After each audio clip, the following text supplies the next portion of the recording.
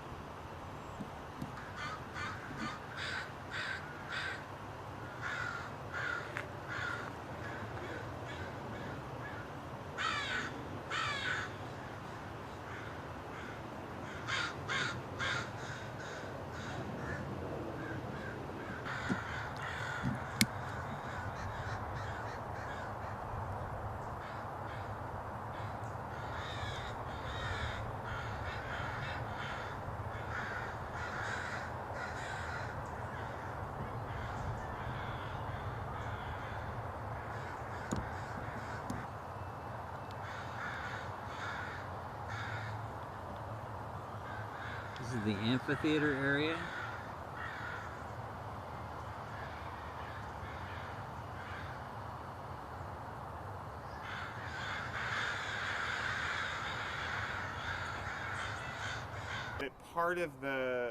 Part of the solution here, I guess, is that you've got better lines from the Tolton Cedar River. You can just say yes or no. Yes, yes, that's correct. And when were those upgraded? Just quick.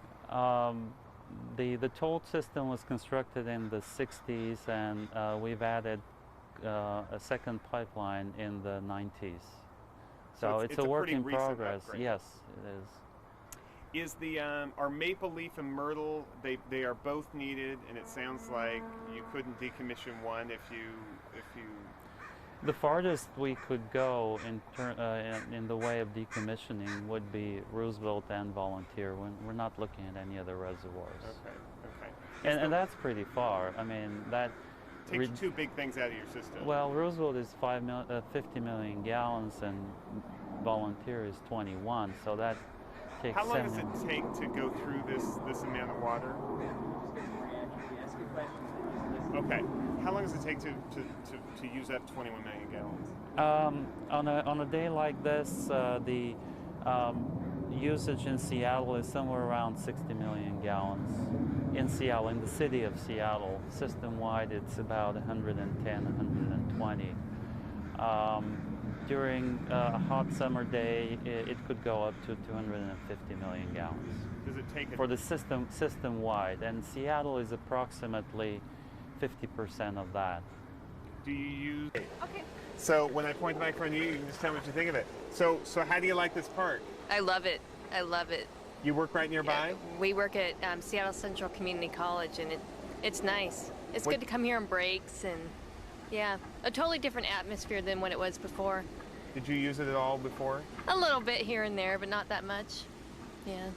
And now it's going to be a lot more pleasant. Definitely, yeah. How about you? Well, I think it's wonderful. One more time. I think it's wonderful. I'm coming here every day and I enjoy it. Because? Because it's pretty, relaxing. You don't miss the water? No. It's really beautiful. Now,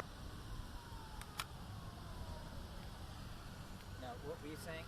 Well, then maybe just sort of a couple more swipes of.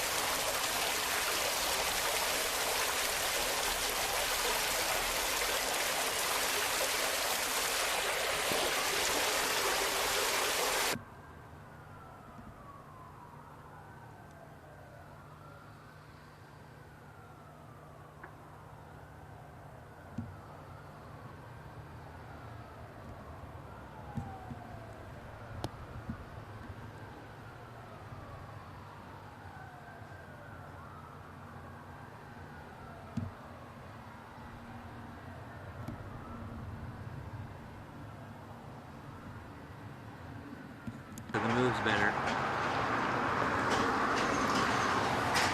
This is the Maple Leaf. This is Maple Leaf.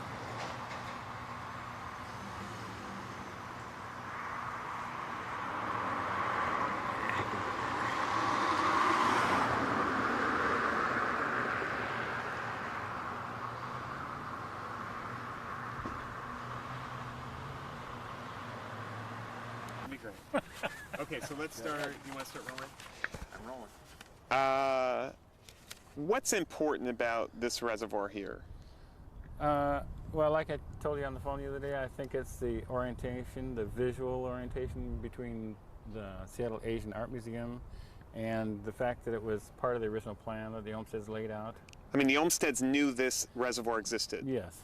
Yeah, it was just in the final stages of the design of the reservoir, and they had not designed the location for the water tower that's associated with it. The Olmsteds helped them locate the water tower. They wanted this reservoir. The reservoir was going to go here anyway. The Olmsteds worked around it and designed their plan to accommodate it from the very beginning. What's the problem with lidding it? Well, one of the problems is the water feature goes away. The water feature has been a feature of the design from the very beginning. And certainly you could lid it and turn it into grass, and that would be totally different than the look that we have today. So, would that... Yeah, I think as far as our group is concerned, the Friends of Seattle's Olmsted Parks group, the fact that it's been water all this time is important, that it should stay water somehow or other. How is that different from the water element of other reservoirs in Seattle? As I mentioned to you also the other day on the phone, Cal Anderson Park, which is south of here about 8 or 10 blocks, it has a water reservoir that was part of plans that were in place and under construction before the Olmsteds came here also, but in fact it's not the visual orientation element that this one is. You just couldn't see it really from... Oh, you can see it. It's just that it's a very large rectangular round-cornered reservoir, and they have in fact buried it recently, and it's gone away visually. There is a water feature there, but this is such a large element in the design of this park from the beginning. So. And that's what makes it different from the other... Yeah. Mm-hmm. Are any of the other reservoirs in Seattle, Myrtle, West Seattle, Roosevelt, Maple Leaf, probably forgetting one or another, Beacon Hill, are any of them on your radar screen with Friends of Olmsted Parks like this one is? Well, Jefferson Park up on Beacon Hill is because there's two reservoirs up there. One of them's empty now, and that one is the one I understand is going to be reconditioned and lidded, and the one that's now full of water is going to be decommissioned and buried, thereby gaining a lot of park land, grass and multiple use kind of parkland space down there. And we've been dealing with that one and being on the stakeholders committee that's been watching that for 5 years or more. Yeah. Is your preference that this reservoir gets decommissioned? Well, that's an SPU issue as far as we're concerned. The fact that it's a water feature and a major visual water feature in this park is important to us. What would be your preference? I'd like it to stay like it looks today, but in fact be accessible. I mean, to remove this fence that was put up sometime in the probably 20s for security reasons. I'd like to have the people be able to get to the water, actually.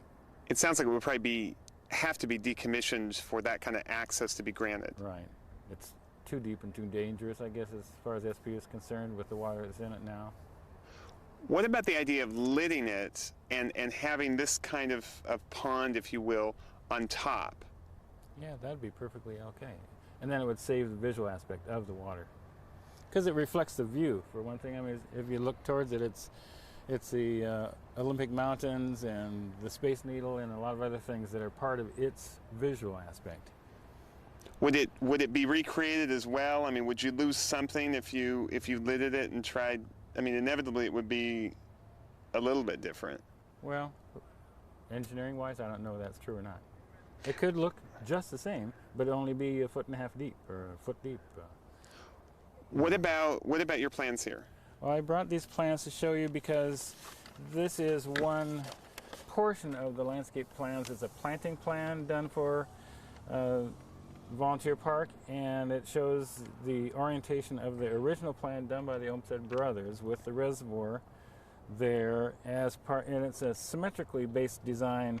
Originally, it had a pergola and pavilion here and a concert grove bandstand kind of a situation, where in fact now we have the Seattle Asian Art Museum. So it's always been, from the very beginning, the concourse went in front of the bandstand concert grove situation and was oriented on a symmetrical design basis with the water reservoir. And that situation is still here now. In fact, the Seattle Asian Art Museum is symmetrically based on this configuration also. In other words, it's not north-south. You're right. I mean, it orients the plan orients itself to the reservoir, and it did that from the very beginning. If you recreated the water feature on top, would you want that kind of oval shape, for lack of a better understanding of the geometry of it? It's an unusual shape, and I think it would be wonderful to maintain that shape somehow. Whether in fact we can have it in water is one thing. I mean, I know discussions with SPU and engineering in engineering terms, maybe it can't be water, but if it can maintain that shape, it would be sort of a second best case scenario. I bet the skateboarders would love to have this be drained and have it be the next city skate bowl. Wow, it'd be a pretty gigantic skate bowl. What do Friends of Olmsted Park say about that idea? That's a little scary. Yeah, I don't think that'd be good at all. Not part of the original Olmsted vision? Well, absolutely not. But it would introduce a play element and activity element that I don't think we would be thrilled about at all. In other words, Olmsted's liked some sort of passive uses, passive spaces? In this park. Other parks that they designed, they're playfield and sports-based, and this one's just a different kind of a park. Is the water tower maybe originally scheduled to be earlier? Right, it was supposed to be pushing number it back 2. as a way to kind of test the decommissioning. You know, take it offline for a year or so or whatever and see if you can... Mm-hmm. Well, it's my understanding this water tower and the 2 water towers on Queen Anne Hill are at the same elevation. They pump back and forth. When they need to empty this one and clean it or maintain it, they use the water that's in this reservoir, right, or the tower that's here, but also the water that's on Queen Anne, because they're at the same elevation, gravity feed aspect. So, and that's one of the reasons it's here. So it can be at the same elevation as Queen Anne. Mm-hmm. I think they want to test that, and also it's the in-city storage. Yeah, the way they've needed it in the past, and that's why they're actually taking Roosevelt. They're decommissioning Roosevelt when that Maple Leaf one gets agenda items. The Friends of the Olmsted, our group, you mean? We always try to keep our ear to the ground and keep track of what's going on in historic Olmsted legacy parks, and there's a lot of them in Seattle. And it's our sort of self-imposed mandate to keep track of what's going on that are proposed changes for Olmsted parks. And the Olmsted brothers worked here for about 35 years, and they did a great deal of design work, all the way from master planning all the way to detailed construction drawings. So some parks have been totally designed by the Olmsted brothers, and some of them have been just either influenced or they've been built because of their recommendations. There's a whole broad spectrum. So this one happens to be one of the most extant, original, still looking like it used to look 100 years ago, projects that they worked on. Because the others have been changed. A lot of them have been changed. Cal Anderson Park, as we were talking about. Ladies and gentlemen, for the first time, we are going to call in our 2 great dancers, Gitika and Nikki. They're going to come here and perform a very, very lively song. Put your hands together for this 2 young, beautiful girls. Thank you.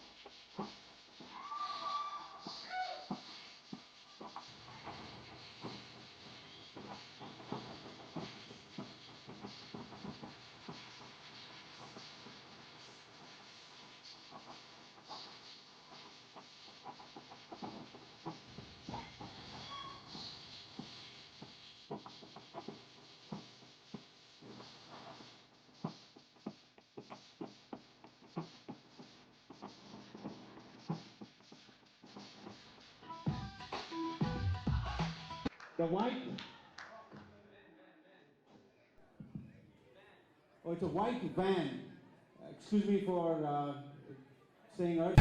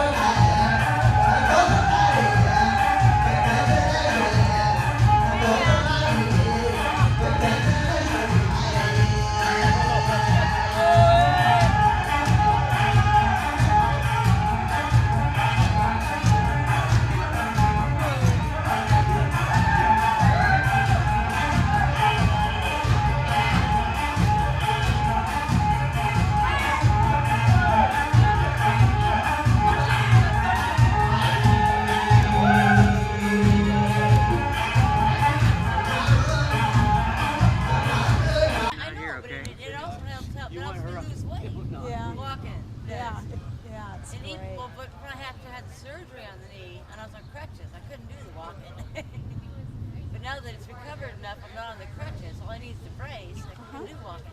That's great. I just can't do stairs. Oh, is your knee had surgery? Stairs, especially those stairs on buses. You know how big they are? Yeah, there's wide steps, aren't they? Those stairs are made for people 6 to 7 and up feet tall, not 5. Yeah, what a good idea. This is slow. Sure. The Alliance. Maybe you can talk about where it starts, Sure. geography. Get the map out. Let's get the map first. Clear space.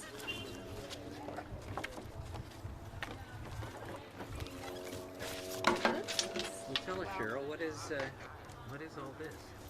Oh, this is all stuff related to the creek.